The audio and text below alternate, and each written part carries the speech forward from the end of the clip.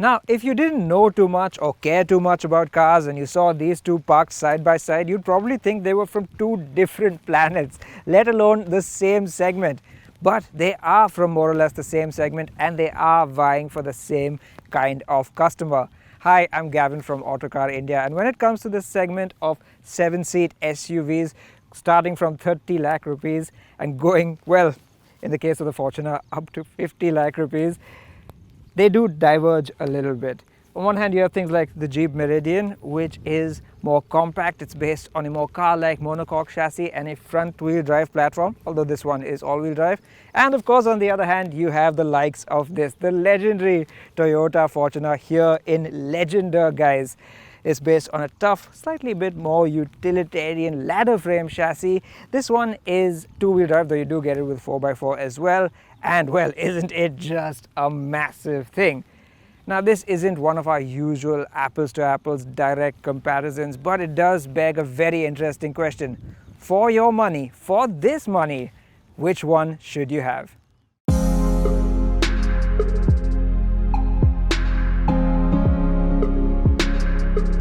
Which is our pick? You'll have to wait until the end of the video for that, but in the meantime, let us know down in the comments which of these two SUVs you would buy with your money.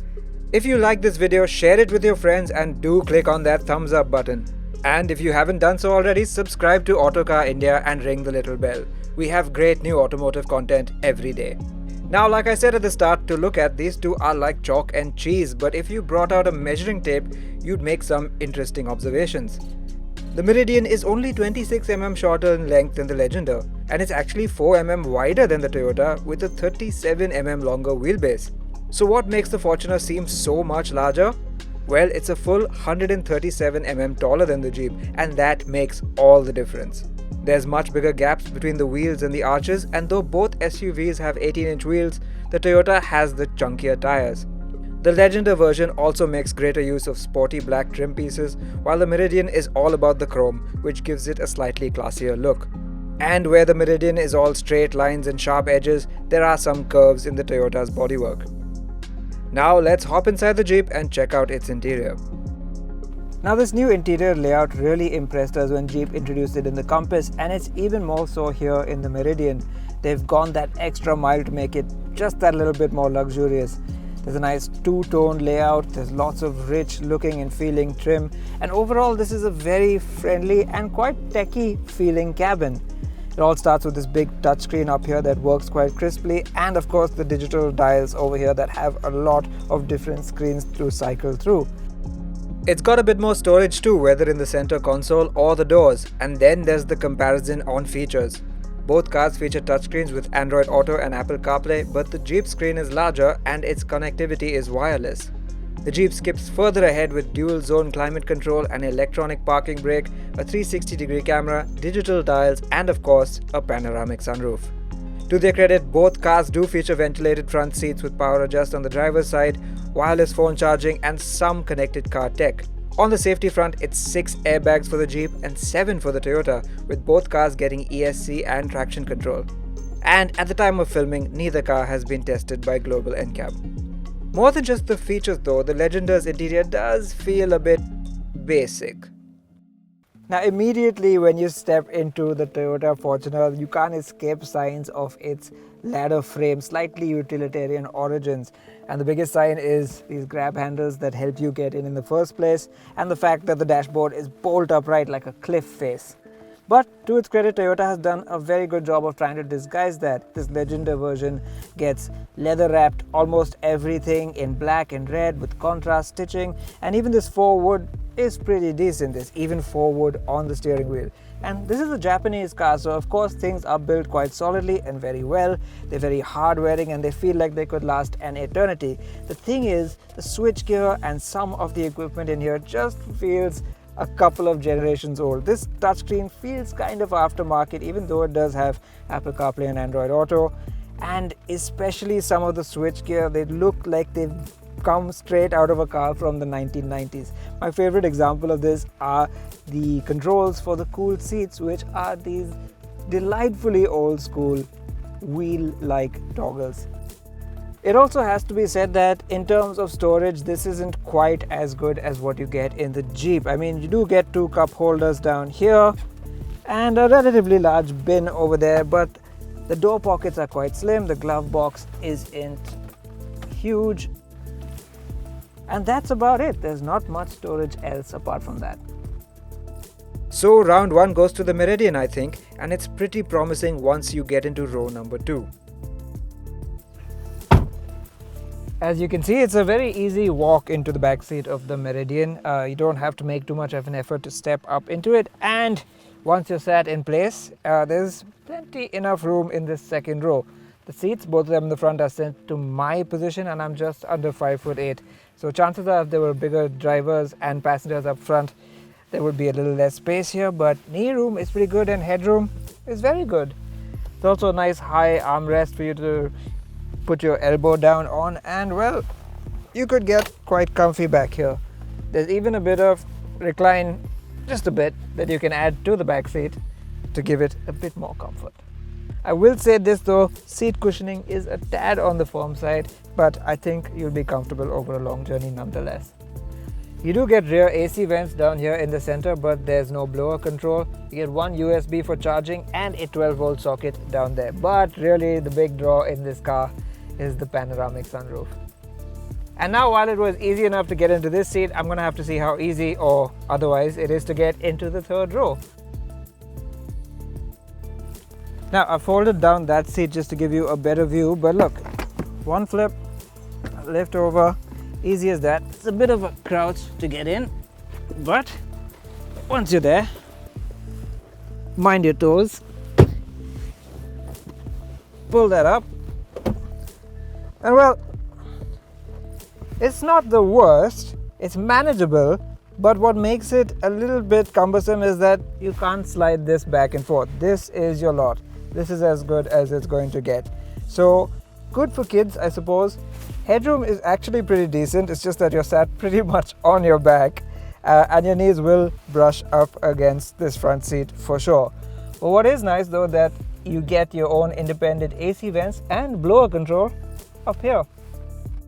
Not the strongest back seat showing from the Jeep then, and really this is where the Toyota comes fighting back. Once you've managed to climb aboard, that is. Well, I'm glad I've worn my hiking boots today because that was quite a trek up into this cabin, and that's because the floor is really high. Now that's something you can feel just by sitting down here. The floor is quite close to where the seat is, and as a result you don't get that much thigh support. The seat squab isn't that long either, further contributing to that. Space, however, is really good. Again, these front seats are set to my position. I'm just under 5'8". Huge amounts of knee room and very good headroom as well. The seat isn't very well contoured, it's quite flat, but it's comfy enough, and you get this nice armrest here too. No cup holders back here that I can see, but you do get 2 USB ports to charge your phone. There are AC vents located in the roof this time, not down there, and you do get blower control, but what that means is there's no sunroof, of course. Now, back to the knee room in this car, and there's something I need to point out, and that's because unlike the Jeep Meridian, this seat slides forward a bit, and that's fine because I've still got plenty of knee room, and it bodes very well for what I'm about to show you next. Now, getting this seat down is easy enough. One quick lever pull, and there you go. However, getting inside is quite a bend and squeeze affair. Now, fold this back into place, and because I had slid the seat in front earlier, there is enough room back here. In fact, there is more room than in the Meridian. I can even tuck my toes under here quite comfortably. And frankly, it's this flexibility of the middle row that gives the Fortuner an edge here. While I'm sat back here, I can tell you that the seating position is a little bit better, a little bit higher up than in the Meridian, which gives you a better view forward. And though the headroom isn't quite as much as the Meridian, I think overall this one wins on comfort. So there's definitely the better third row in the Legender, but when it comes to the boots, it's slightly on the back foot. Now, neither car has much space at all with the third row in place, but the Jeep's loading lip is at least a little bit lower. If you want to get rid of the last row, the Meridian seats fold flat into the floor, while the Fortuners have to be folded upwards, which is tricky to do and eats into luggage space. So points to both SUVs so far, and the rest will be settled from behind the wheel, starting with the Jeep Meridian.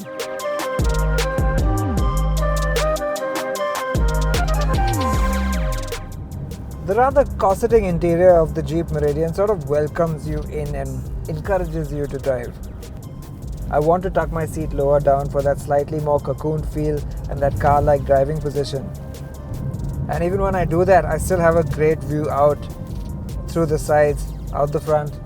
Okay, maybe not so much out the back because you have a very small rear window. But that aside, it feels nice and easy. The steering is light enough. The engine is smooth. It's pretty refined. Okay, it does get a little bit gruff. This is a Fiat multi-jet engine after all. But for the most part, as long as you don't stretch it out too much, you'll do just fine. So this 2-litre diesel makes 170 horsepower and 350 Newton meters, which is the same as the Compass, but it's tuned a little bit differently and it handles the added size and weight very, very well. The gearbox is a 9-speed torque converter automatic, and as long as you are smooth with your inputs, it will respond in kind with very smooth acceleration. The moment you start to push a little bit harder and ask more of this engine and gearbox is where it starts to fall down a little bit. It starts to feel lazy, the responses aren't so great, the engine feels a little strained, and the gearbox takes time to respond. But if you can keep it cooking in the mid-range with mild throttle inputs, there's plenty of performance to be had. On the handling front, it is the low-slung Jeep that absolutely excels. It feels nicely tied down, body control is really good, and the steering is quick enough, encouraging you to just tuck it into corners. So you can really have quite a bit of fun with this car in corners. The Compass was always a fun to drive SUV, and I'm happy to report that the Meridian has lost very little of that. You can pull high speeds confidently through corners without worry that, say, it might topple over. One thing that is a bit of a disappointment in an otherwise excellent driving package is that this car has no paddle shifts to change gears manually. You can, however, do it via the gear lever. And right now on this uphill section, I really need a downshift.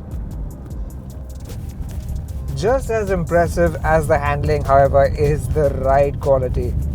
Jeep have really nailed it with this one. It somehow feels even better than the Compass.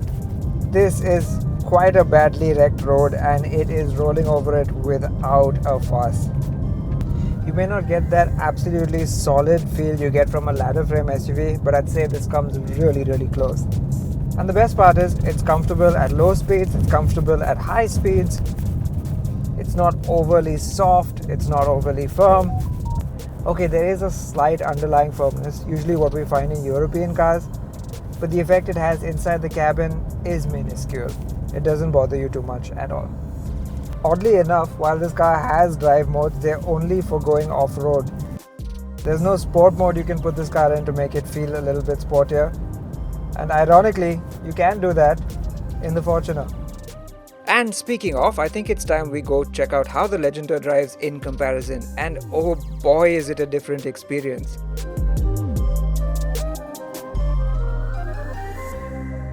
Now, even once you get on the move, it's really apparent that you're sitting on the Fortuner rather than in it.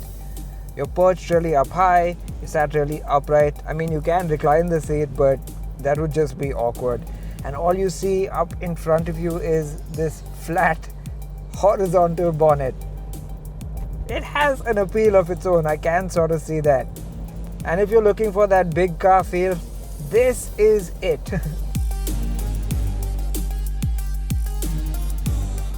You're sat so high up that pretty much any other vehicle that isn't a bus or a truck is down there somewhere.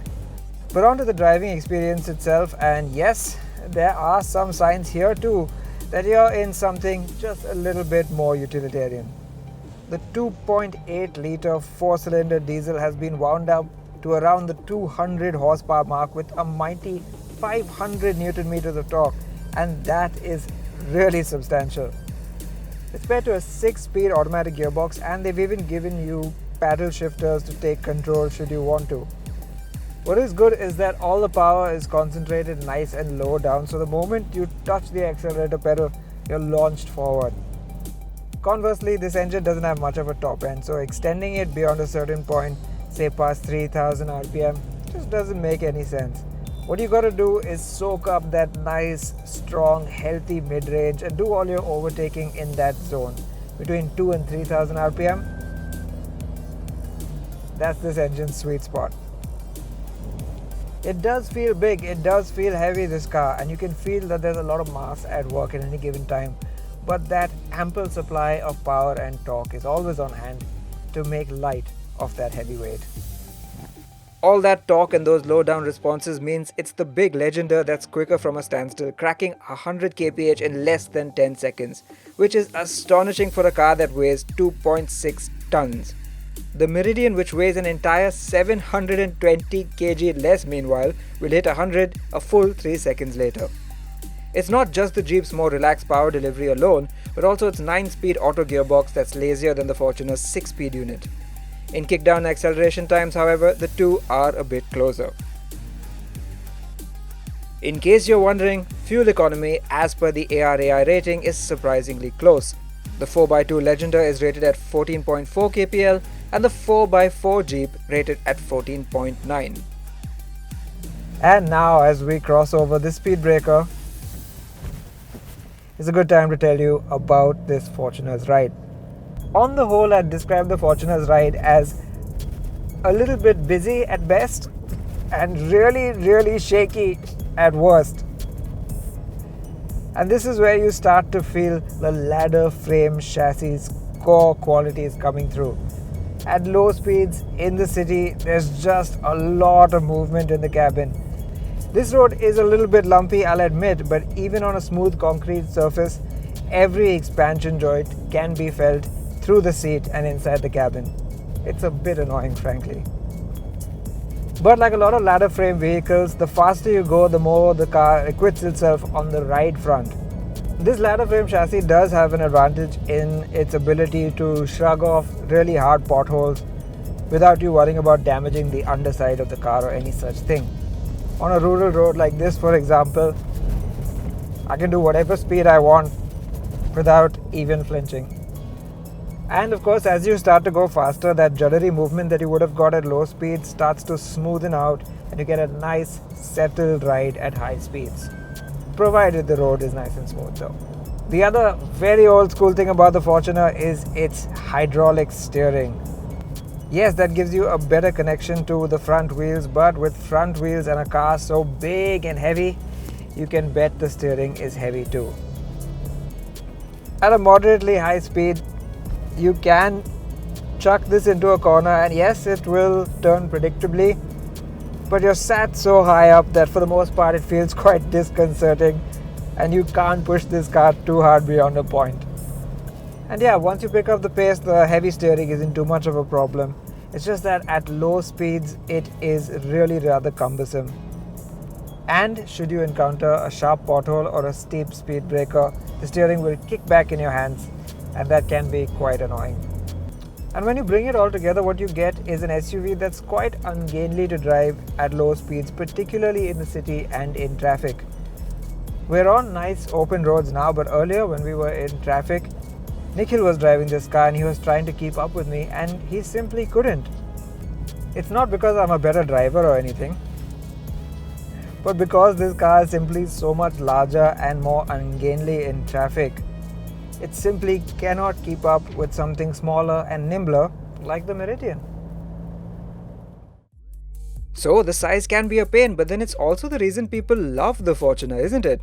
It lets you tower over all and sundry with its mighty engine and tough suspension. You can charge through anything the road throws at you. Combine that with the peace of mind that Toyota's famous reliability gives you, and it really feels like a sound investment you don't have to think twice about. But it is a big investment. Even this 4x2 Legender costs 42 lakh rupees ex-showroom, and the standard Fortuner is only marginally cheaper. All the reliability in the world doesn't quite justify the way Toyota has inflated prices. Now clearly that hasn't stopped people from thronging to Toyota showrooms, but that doesn't make it okay. Especially since for 5 lakh rupees less you can have this fully loaded all-wheel drive Jeep Meridian. Even if you look past the vastly superior features list, there's plenty else that you get for your money. Better comfort, easier maneuverability, greater refinement, and superior cabin quality. It's a far more modern car that doesn't feel utilitarian like the pickup truck derived Fortuner, and though it might not have the flexible third row space, it's a much nicer interior overall. And while the Toyota brand stands for reliability, the Jeep brand does have a more premium perception. Ultimately, the Jeep Meridian is not just the better deal here, but the better car too.